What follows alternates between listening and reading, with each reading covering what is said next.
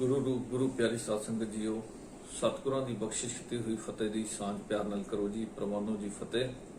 वाहिगुरु जी का खालसा, वाहिगुरु जी की फतेह।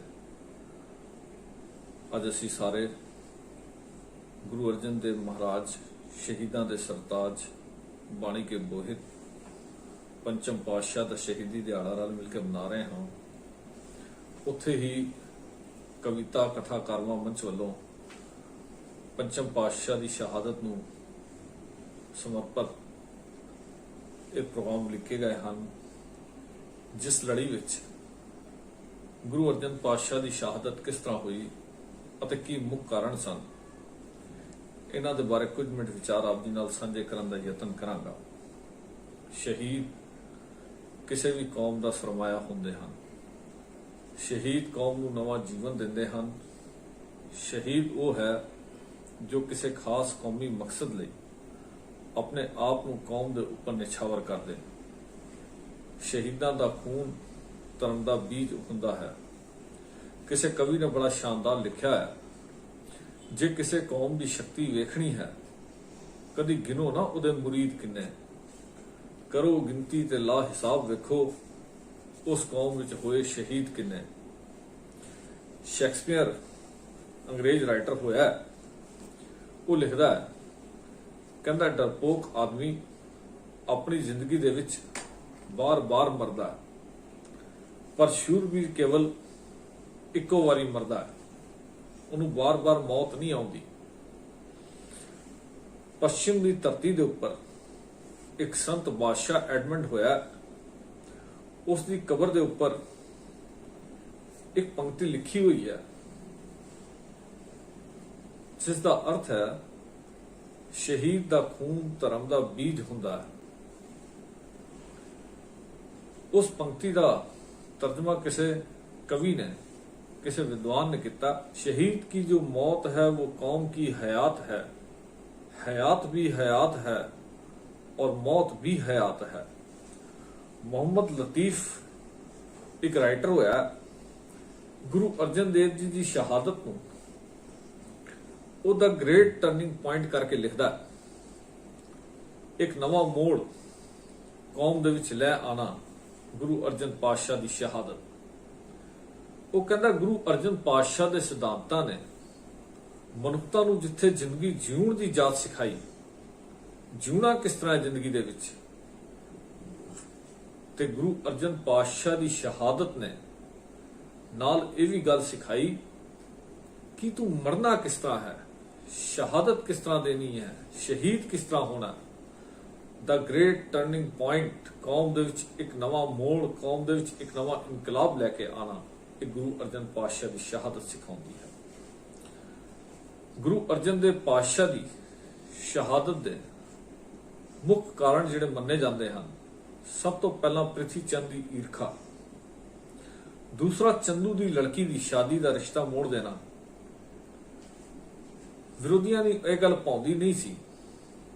तीसरा जनूनी अते कट्टर मुसलमान शेख अहमद सरहंदी अते शेख बुखारी वर्गे जिहड़े ये चाहते सन कि इस्लाम का परचम सारे संसार दे विच झुले, उन्होंने गुरु अर्जन पातशाह के खिलाफ बादशाह जहांगीर नूं भड़काया ते गुरु अर्जन पातशाह नूं शहीद करन दे हुक्म जारी करवाए।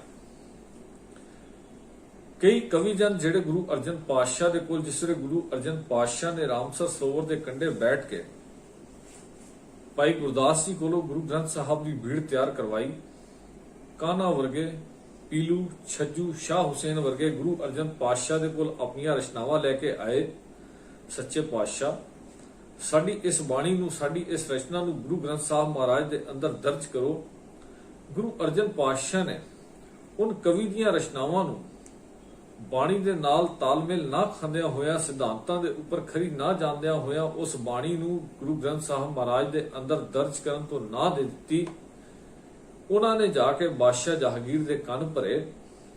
ये मुख कारण बने सारे जिहड़े गुरु अर्जन पातशाह नूं तत्ती तवी तक लैके गए। गुरु अर्जन पातशाह ने एक नूरवा ग्रंथ तैयार कराया अते जिसले ग्रंथ तैयार होया, सच्चे पातशाह ने ग्रंथ के अखीर दे विच मुदावणी लिखी। मुदावणी का अर्थ होंदा मुंदना, किसी चीज ਨੂੰ सिल के बंद करना। थाल विष्टिन वस्तु पइयो सत संतोख विचारो, अमृत नाम ठाकुर का पयो जिसका सब आधारो। जेको खावे जेको पुंचे तिसका होए उधारो, ए वस्त तजी न जाई नित नित रख उतारो। तम संसार चरण लग तरिए सब नानक ब्रह्म पसारो। गुरु अर्जन पातशाह ने वो ग्रंथ तैयार करवाया ਤੇ ਸੰਸਾਰ ਦੇ ਅੰਦਰ ਜਦੋਂ ਝਾਤ ਮਾਰਦੇ ਆ ਇਹ ਗੱਲ ਬੜੀ ਸਪਸ਼ਟ ਨਜ਼ਰ ਆਉਂਦੀ ਹੈ। ਸੱਚ ਅਤੇ ਝੂਠ ਦੀ, ਧਰਮ ਅਤੇ ਅਧਰਮੀ ਦੀ ਜਦੋਂ ਤੋਂ ਇਹ ਸ੍ਰਿਸ਼ਟੀ ਬਣੀ ਹੈ ਇਹ ਖੇਡ ਵਾਪਰਦੀ ਰਹੀ ਹੈ, ਇਹ ਟਾਕਰਾ ਹੁੰਦਾ ਹੀ ਰਿਹਾ ਹੈ। ਕਿਸੇ ਕਵੀ ਨੇ ਬੜਾ ਸ਼ਾਨਦਾਰ ਲਿਖਿਆ, ਜਦੋਂ ਤੋਂ ਸ੍ਰਿਸ਼ਟੀ ਸਜੀ ਹੈ ਇਹ ਖੇਡ ਅਨੋਖੀ ਵਰਤ ਰਹੀ ਹੈ। ਰਾਮ ਰਾਵਣ ਅਰ ਕੰਸ ਕ੍ਰਿਸ਼ਨ ਦੀ ਆਜ ਜੁਗਾਦੀ ਖੜਕ ਰਹੀ ਹੈ। आओ अज तुहानू मैं एक रब दे पालक दी गल दसां, सच धर्म नू पालन लई जिस मौत दे नाल जराने लाए, तवियां उत्ते बैठ के भी जिसने रब्बी गीत तराने गाए। ऐसे गुरु अर्जन देव महाराज जिन्हां ने सच लई तत्ती तवी दे उपर बैठना मंजूर कर लिया।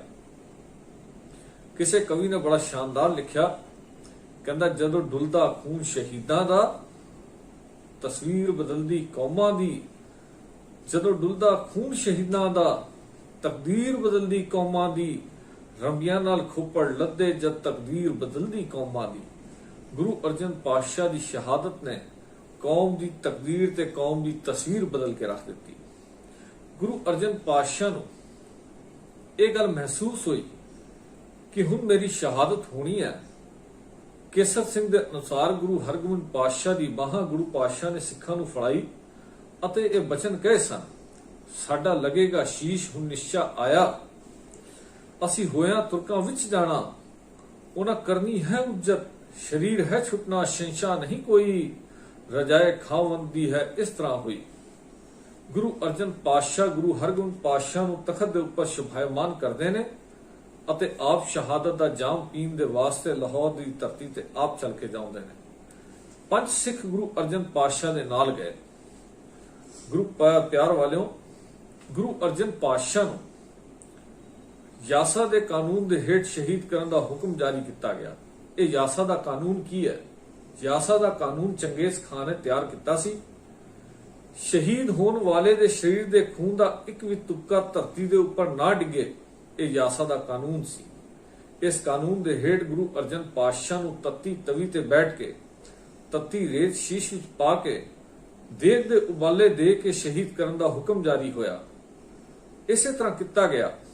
ਗੁਰੂ ਅਰਜਨ ਪਾਤਸ਼ਾਹ ਨੂੰ ਤੱਤੀ ਤਵੀ ਦੇ ਉੱਪਰ ਬਿਠਾਇਆ ਗਿਆ, ਤੱਤੀ ਰੇਤ ਦੇ ਕਰਛੇ ਸ਼ੀਸ਼ ਦੇ ਉੱਪਰ ਪਾਏ ਗਏ, ਉਬਲਦੀ ਦੇਗ ਦੇ ਉਬਾਲੇ ਦਿੱਤੇ ਗਏ।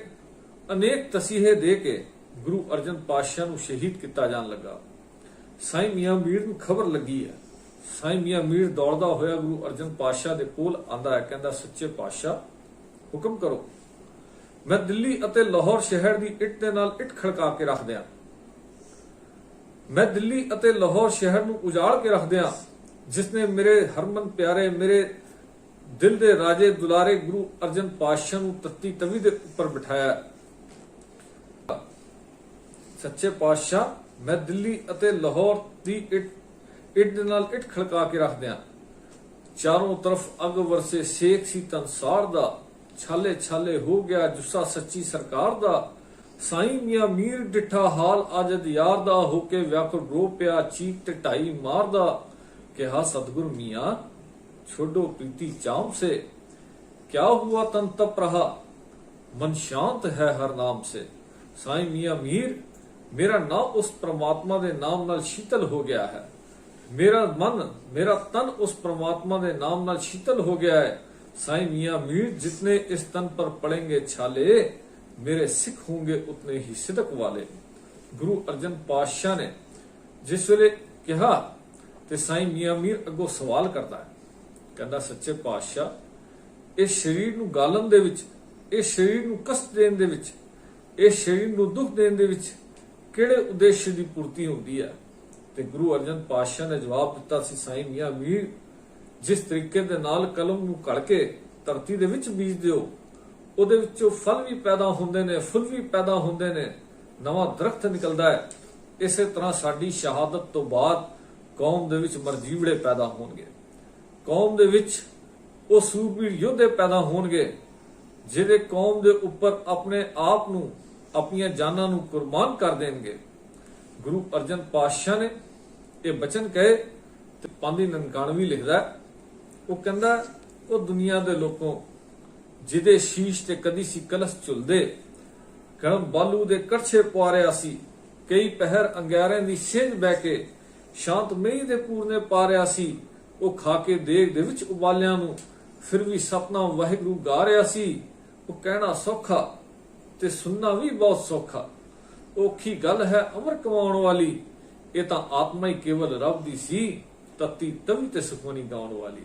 ਗੁਰੂ ਅਰਜਨ ਪਾਤਸ਼ਾਹ ਨੇ ਤਤੀ ਤਵੀ ਦੇ ਉੱਪਰ ਬਹਿ ਕੇ ਵੀ ਸੁਖਮਨੀ ਦੇ ਗੀਤ ਗਾਏ। ਇਹ ਗੱਲ ਸਮਝਾਈ ਸਾਈਂ ਮੀਆਂ ਮੀਰ, ਇਸ ਤਤੀ ਤਵੀ ਨੂੰ ਤੱਤਿਆ ਰਹਿੰਦੇ। ਖਿਆਲ ਕਰਕੇ ਦੇਖਣਾ, ਕੇਵਲ ਤਤੀ ਤਵੀ ਤਤੀ ਨਹੀਂ ਹੈ, ਤਤੀ ਰੇਤ ਤਤੀ ਨਹੀਂ ਹੈ, ਉਬਲਦੀ ਦੇਗ ਤਤੀ ਨਹੀਂ ਹੈ। ਪ੍ਰਿਥੀ ਚੰਦ ਤੱਤਾ, ਬੀਰਬਲ ਤੱਤਾ, ਜਹਾਂਗੀਰ ਤੱਤਾ, ਸ਼ੇਖ ਅਹਿਮਦ ਸਰਹੰਦੀ ਤੱਤਾ, ਸ਼ੇਖ ਫਰੀਦ ਬੁਖਾਰੀ ਤੱਤਾ। ਤਤੀ ਤਵੀ ਤੱਤੀ, ਤਤੀ ਰੇਤ ਤੱਤੀ, ਉਬਲਦੀ ਦੇਗ ਤੱਤੀ, ਜੇਠ ਮਹੀਨਾ ਤੱਤਾ।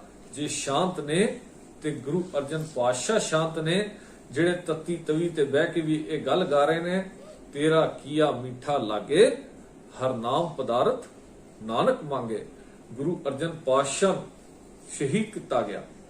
ਵਿਰੋਧੀਆਂ ਨੂੰ ਇੱਥੇ ਵੀ ਸ਼ਾਂਤੀ ਨਹੀਂ ਆਈ। ਗੁਰੂ ਅਰਜਨ ਪਾਤਸ਼ਾਹ ਨੂੰ ਰਾਵੀ ਦਰਿਆ ਦੇ ਕੰਢੇ ਦੇ ਕੋਲ ਲੈ ਗਏ। ਉੱਥੇ ਲਿਜਾ ਕੇ ਤਸੀਹੇ ਦੇ ਕੇ ਰਾਵੀ ਵਿੱਚ ਰੋੜ ਕੇ ਸ਼ਹਾਦਤ ਦਾ ਜਾਮ ਦਿੱਤਾ ਗਿਆ। ਪਰ ਗੁਰੂ ਪਾਤਸ਼ਾਹ ਨੇ ਇੱਕੋ ਗੱਲ ਸ਼ਹੀਦ ਹੋਣ ਵੇਲੇ ਸਮਝਾਈ ਸੀ। ਉਹ ਗੱਲ ਕੀ ਸੀ? ਕਵੀ ਲਿਖਦਾ, ਕਹਿੰਦਾ, ਮੇਰੀ ਸਦਾ ਕੋ ਦਬਾਨਾ तो मुमकिन है लेकिन, मेरी सदा को दबाना तो मुमकिन है लेकिन, वो बदलते वक्त की रफ्तार कौन रोकेगा। फसीलो आशान बहुत बुलंद सही, मगर हयात की ललकार कौन रोकेगा। वो मेरे ख्यालों की परवास को रोकने वालों, हरगोबिंद की तलवार कौन रोकेगा। गुरु हरगोबिंद पातशाह तखत ਦੇ ਉੱਪਰ ਸੁਭਾਇਮਾਨ ਹੋਏ। ਇਹ ਗੱਲ ਆਖੀ, ਮੈਨੂੰ ਕੌਮ ਜਵਾਨੀਆਂ ਪੇਟ ਕਰੇ। ਦੋ ਤਲਵਾਰਾਂ ਪਹਿਨਾਈਆਂ, ਇੱਕ ਮੀਰੀ ਦੀ ਇੱਕ ਪੀਰੀ ਦੀ। ਇਹ ਐਲਾਨ ਕੀਤਾ, ਅੱਜ ਤੋਂ ਬਾਅਦ ਮੇਰੀ ਚੰਗੀ ਭੇਟਾ, ਚੰਗਾ ਸ਼ਸਤਰ ਤੇ ਚੰਗੀ ਜਵਾਨੀ ਹੋਵੇਗੀ। ਕੌਮ ਨੇ ਆਪਣੀ ਜਵਾਨੀਆਂ ਭੇਟ ਕੀਤੀਆਂ ਤੇ ਗੁਰੂ ਅਰਜਨ ਪਾਤਸ਼ਾਹ ਦੇ ਬਚਨ ਸਤ ਹੋਏ। ਉਹ ਬਚਨ ਕੀ ਸਨ? ਕਹਿੰਦੇ, ਸਿੱਖਾ ਤੂੰ ਕੱਲਾ ਨਹੀਂ ਹੈ, ਤੂੰ ਥੋੜਾ ਨਹੀਂ ਹੈ। ਇਹ ਚੇਤਾ ਰੱਖੀ, ਅੱਗ ਦੀ ਇੱਕ ਛੋਟੀ ਜਿਹੀ ਚਿੰਗਿਆਰੀ ਸਾਰੇ ਜੰਗਲ ਨੂੰ ਸਾੜ ਕੇ ਸੁਆਹ ਕਰ ਦਿੰਦੀ ਹੈ। ਸੋਮਾ ਇੱਕ ਹੁੰਦਾ ਹੈ, ਪਰ ਉਹਦੇ ਵਿੱਚੋਂ ਵਿਸ਼ਾਲ ਦਰਿਆ ਜਨਮ ਲੈਂਦੇ ਨੇ। ਸਿੱਖੋ, ਤੁਸੀਂ ਉਹ ਸੋਮੇ ਦੀ ਨਿਆਈ ਹੋ। ਤੁਸੀਂ ਉਹ ਇਨਕਲਾਬ ਲਿਆ ਸਕਦੇ ਹੋ ਜਿਹੜੇ ਸੰਸਾਰ ਦੇ ਅੰਦਰ ਇੱਕ ਧਾਰਾ ਨੂੰ ਬਦਲ ਕੇ ਰੱਖ ਦੇਗੀ। ਗੁਰੂ ਅਰਜਨ ਪਾਤਸ਼ਾਹ ਦੀ ਸ਼ਹਾਦਤ ਨੇ ਕੌਮ ਨੂੰ ਜ਼ਿੰਦਗੀ ਜਿਉਣ ਦੀ ਜਾਚ ਸਿਖਾਈ ਤੇ ਸੱਚੇ ਪਾਤਸ਼ਾਹ ਨੇ ਸੂਰਜ ਕਿਰਨ ਮਿਲੇ, ਜਲ ਕਾ ਜਲ ਹੁਆ ਰਾਮ, ਜੋਤੀ ਜੋਤ ਰਲੀ ਸੰਪੂਰਨ ਥੀਆ ਰਾਮ। ਸੱਚੇ ਪਾਤਸ਼ਾਹ ਦੀ ਸ਼ਹਾਦਤ ਹੋਈ। ਗੁਰੂ ਪਾਤਸ਼ਾਹ ਨੇ ਸ਼ਹਾਦਤ ਦਾ ਜਾਮ ਪੀਤਾ। ਪਰ ਆਓ ਗੁਰੂ ਪਿਆਰ ਵਾਲਿਓ, ਅੱਜ ਬੜੇ ਅਫਸੋਸ ਨਾਲ ਇਹ ਗੱਲ ਕਹਿਣੀ ਪੈਂਦੀ ਹੈ, ਅਸੀਂ ਗੁਰੂ ਅਰਜਨ ਪਾਤਸ਼ਾਹ ਦੀ ਸ਼ਹਾਦਤ ਨੂੰ ਭੁੱਲ ਗਏ ਹਾਂ। ਅੱਜ ਸਾਡੀ ਕੌਮ, ਸਾਡੇ ਕੌਮ ਦੇ ਨੌਜਵਾਨ ਕਿਸੇ ਕੋਲ ਪੁੱਛ ਕਰੀਏ ਅੱਜ ਕਿਹੜਾ ਗੁਰਪੁਰਬ ਹੈ, ਉਹ ਕਹਿੰਦਾ ਜੀ ਅੱਜ ਰੁਆਬਜ਼ੇ ਵਾਲਾ ਗੁਰਪੁਰਬ ਹੈ, ਅੱਜ ਸ਼ਰਬਤ ਵਾਲਾ ਗੁਰਪੁਰਬ ਹੈ। ਸਾਡੀ ਕੌਮ ਦੀ ਨੌਜਵਾਨ ਪੀੜ੍ਹੀ ਜਿਸਨੇ ਕੌਮ ਦੇ ਅੰਦਰ ਇੱਕ ਇਨਕਲਾਬ ਲੈ ਕੇ ਆਣਾ ਸੀ, ਇੱਕ ਚੇਂਜਸ ਲੈ ਕੇ ਆਣੇ ਸੀ, ਉਹ ਕੌਮ ਦੀ ਨੌਜਵਾਨ ਪੀੜ੍ਹੀ ਗੁਰੂ ਅਰਜਨ ਪਾਤਸ਼ਾਹ ਦੀ ਸ਼ਹਾਦਤ ਨੂੰ ਕੇਵਲ ਰੁਆਬਜ਼ੇ ਵਾਲਾ ਤੇ ਗੁਰੂ ਹਰਗੋਬਿੰਦ ਪਾਤਸ਼ਾਹ ਦੇ ਗੁਰਪੁਰਬ ਨੂੰ ਲੱਸੀ ਵਾਲੇ ਗੁਰਪੁਰਬ ਕਹਿ ਕੇ ਬੁਲਾਉਣ ਤੇ ਮਜਬੂਰ ਹੋਏ ਪਏ ਹਨ, ਕਿਉਂਕਿ ਅਸੀਂ ਆਪਣੀ ਕੌਮ ਤੱਕ ਇਸ ਲਾਸਾਨੀ ਸ਼ਹਾਦਤ ਨੂੰ ਨਹੀਂ ਪਹੁੰਚਾ ਸਕੇ। ਸਤਿਗੁਰ ਰਹਿਮਤ ਕਰੇ, ਕਿਰਪਾ ਕਰੇ, ਸਾਨੂੰ ਆਪਣੇ ਸਿਧਾਂਤਾਂ ਦੇ ਉੱਪਰ ਤੁਰਨ ਦਾ ਬਲ ਆ ਜਾਏ। ਹੋਈਆਂ ਭੁੱਲਾਂ ਚੁੱਕਾਂ ਦੀ ਖਿਮਾ ਕਰ ਦੇਣਾ ਜੀ। ਪ੍ਰਵਾਨੋ ਫਤਿਹ। ਵਾਹਿਗੁਰੂ ਜੀ ਕਾ ਖਾਲਸਾ, ਵਾਹਿਗੁਰੂ ਜੀ ਕੀ ਫਤਿਹ।